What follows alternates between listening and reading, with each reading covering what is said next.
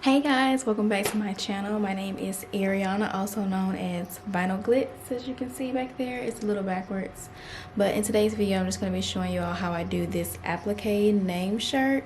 It's backwards, but it says Kylie. I'll put it down so you all can see it. Here it is. I will be showing you all how I made this shirt. And this is an AJ Blank's boy style shirt. I only did this for demonstration purposes and only to see how it was stitched out. So it is, as you can see, the name is down too far. So this was like one of my first shirts that I did. But I will be showing you all how to do a shirt applique like this. So if you would like to see how I did this applique shirt on my Melco machine, just keep on watching. Alright y'all, so I have my shirt here. I purchased this from AJ Blank's, as you can see. And this is the boys style shirt. I'll show you the color. The girls shirts have the puff sleeves, but for this video I'm just going to be using the boys shirt. And then I have my stabilizer. If you haven't seen my video about my supplies that I use on my multi-needle machine, just go ahead and check that video out. It will be the video posted before this one. So I'm just going to cut a strip of this off.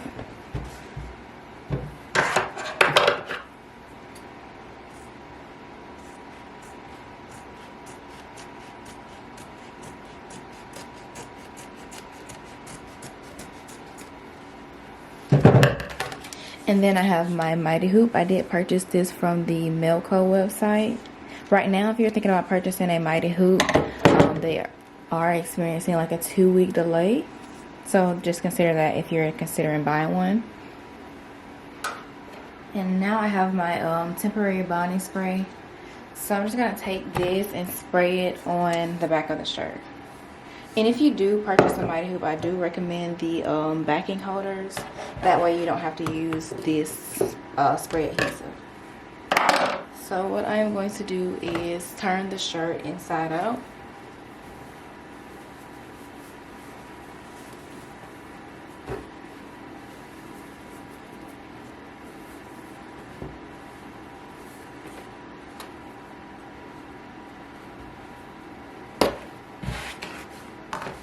And another optional step before this step would be to take an iron or press and press it just so you can get all the wrinkles out, but I'm skipping that step.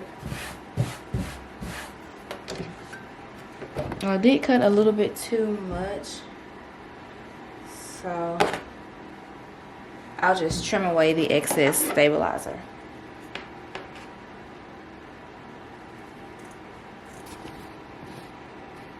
Now I'm going to take my bond spray and just spray the stabilizer, and then I will apply it to the shirt.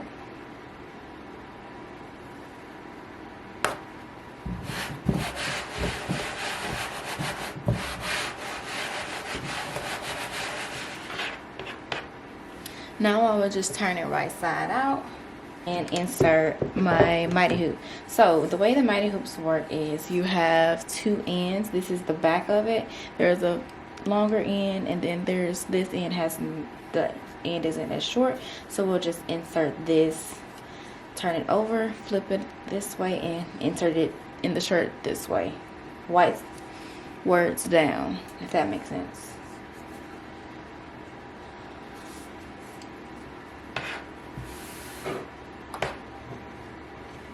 So how the mighty hoops work are there are two sides.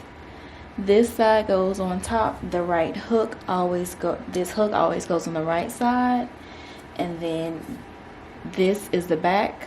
So you would insert it with this side top up, and the words will be facing down. So insert this first, and then this will snap on top.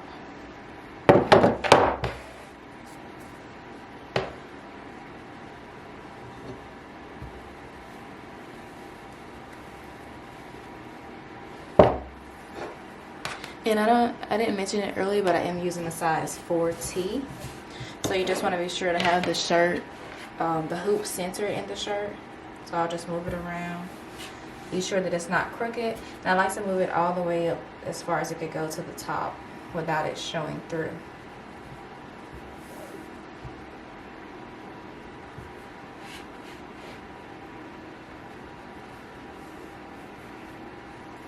Okay, and that looks to be about center. So to snap your hoop, you always want to take one end and then hold the other end and just snap. You don't want to have your fingers near the edges because you will get pinched. And actually, I'm going to rehoop it because there's it's not as tight. So to separate the magnets, you take the longer end and then the bottom and just separate them.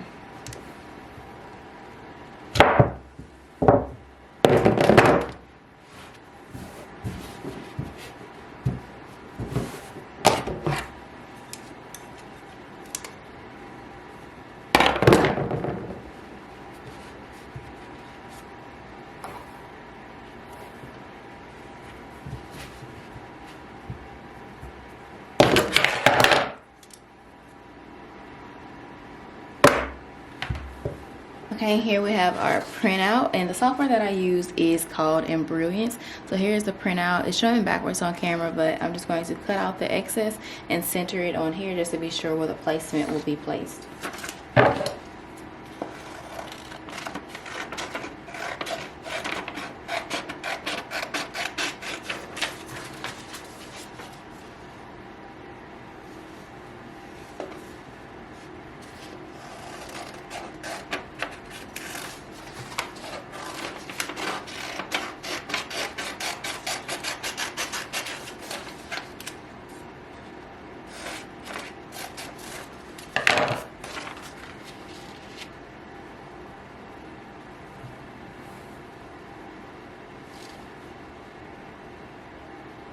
Okay, and there it is on the shirt. So now you can get an idea of how it will, where it will be stitched out.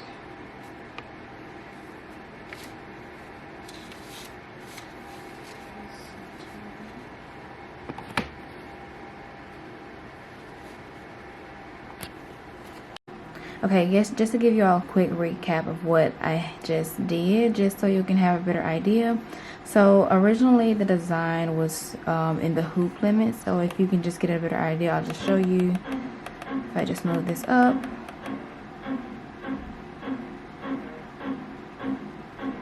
and it is a little slow sometimes. So let's just say that the design looks like this. You can see there's a red outline and it's no longer a dashed line. That would mean that it is within your hoop limit. So prior to this is what the design looked like when it was too big. So what I did was went into Design Shop and resized it. And then up here, and to resize the design, you would just go over here to this tab, and if it wasn't selected, so one second you all. So as you can see, it is not selected, so you would just select right here to the top where it says design, and that selects all of it. And then these corners, you would just drag it in. As you can see, this is an arrow, so you can move it inward or outward. And if you want to be sure that the design is centered, you would come up here and center the design. And also, once you have resized your design, you would just go over here and click this button and load the design. That loads it back into Melco. So we'll just reload it back into Melco design software. And the user interface, so we'll go back to that. And as you can see, the design is loaded, but it's still out of the hoop limits. So what we'll do is go to these arrows over here. You can see my ring light in the back. I apologize. We'll click that, and we'll just move these arrows down. That way it comes back into the hoop limits.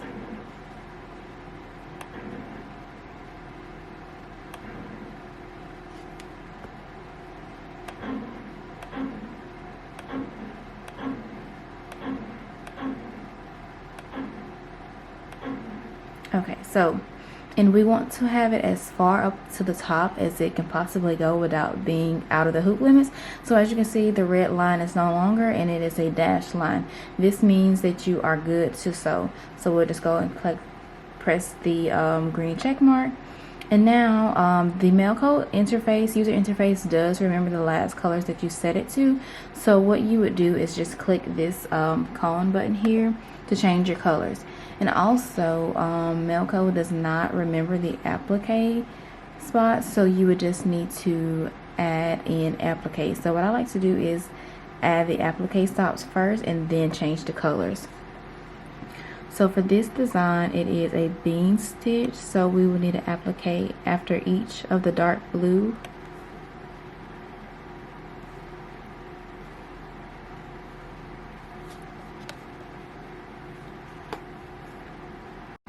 And if you're unfamiliar with each button, this one is an applique stop.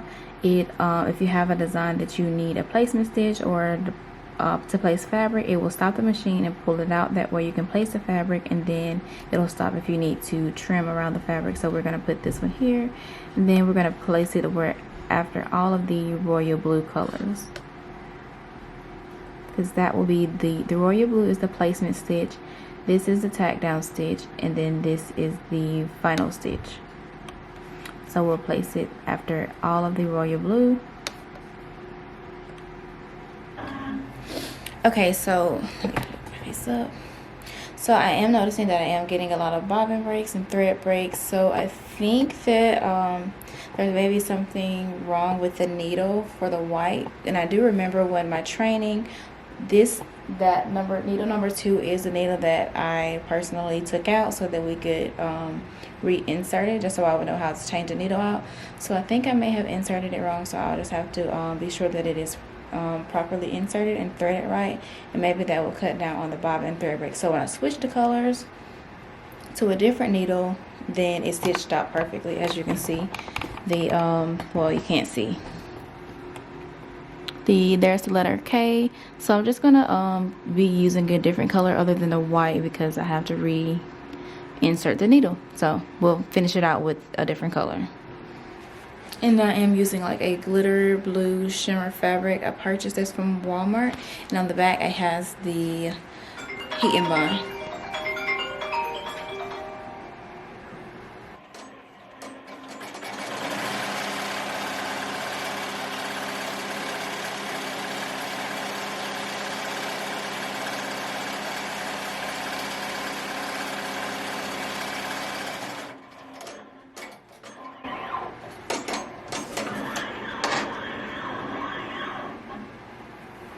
So as you can see, the machine pulls out whenever it is time for an applique. So I'll just take my scissors, and I purchased these scissors.